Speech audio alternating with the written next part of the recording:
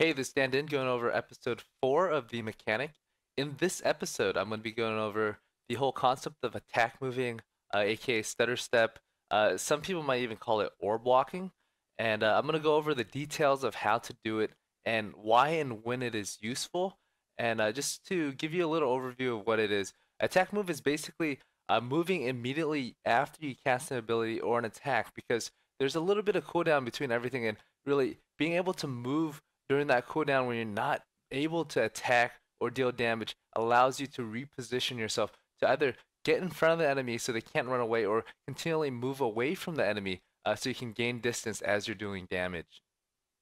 In this clip, I'm going to be demonstrating a very simple or basic attack move strategy. What I always want to do is, as soon as I hit the enemy or my abilities on cooldown, I'm going to close that distance as much as I can. As soon as I take out this tower and wicked, I'm going to go close in on TF, and if you notice, immediately after I stun him, I'm repositioning myself each time to cut off where I think he's going to move to. In this clip, I have Udyr fighting a Jax that's stronger than me if I were to fight him heads up. So what I'm going to do is I'm going to use my Tiger and Turtle and Bear to go in and out, deal damage, shield, and stun him. And in between cooldown, I'm constantly moving and running away from him. And after a while, you will notice that he has lost a lot more HP than me. So the basic strategy here is to go in when you have your abilities available. And as soon as they're on cooldown, you reposition yourself to mitigate damage. In this clip, I'm going to be demonstrating the mechanics and strategy behind attack moving using Skarner versus Cho'Gath. So what I want to do now is take a moment, go over exactly how and why attack moving works. So basically every champion in League of Legends has a cooldown on their auto attack, has a cooldown on their abilities, whether it's very short or very long. There's going to be a delay in between each attack that you have or every spell that you cast where you're not going to be dealing damage. So you want to take advantage of that time to reposition yourself and continually do so you can always put yourself in a better position in, say, team fights or in ganks when you're chasing down people. Let's take a look back at the last sequence. If you look at the bottom left hand corner, you see a 1.1 next to a sword.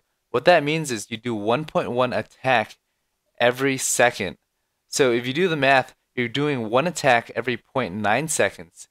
What that also means is you have 0.9 seconds to reposition yourself in between each hit that you do to an enemy. To put things into perspective, if you look at the bottom left hand corner again, you'll see a 468 right next to the boot. What that means is you can expect to move roughly 468 range in 1 second.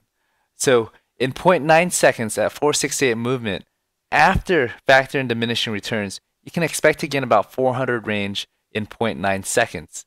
And if you think about that, right, in between hits, if you can gain the 400 range, it doesn't matter as much for a melee bruiser because your job is to stick to your target and stick slightly in front of your target so they can't run away when you're ganking.